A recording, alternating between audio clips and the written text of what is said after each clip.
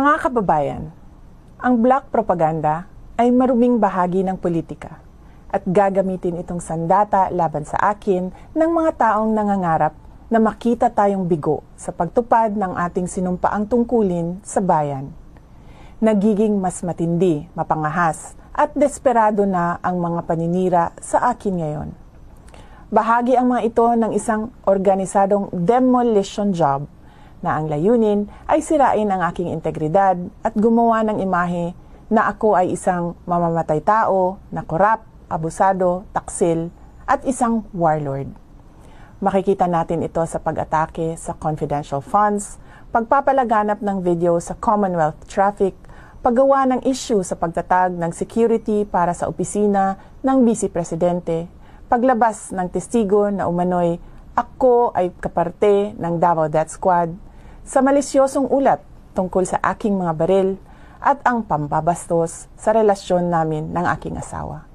Kamakailan lamang ay nagsusulputan din ang mga online scam sa pera sa social media, katulad ng scholarship o pabaon program para sa mga mag-aaral. Sinisiraan ako para pagdudahan, pahiyain, at panghinaan ng loob. Nais nilang isuko ko ang aking sinumpaang tungkulin na magsilbi sa bayan. Ayaw nilang magtagumpay tayo para sa edukasyon ng mga batang Pilipino at para sa kanilang kinabukasan na nanganganib sa kamay ng korupsyon, kriminalidad, iligal na droga at terorismo. Taliwala ni ining tanan, daghang salamat sa inyong padayon nga suporta ug pagmahal.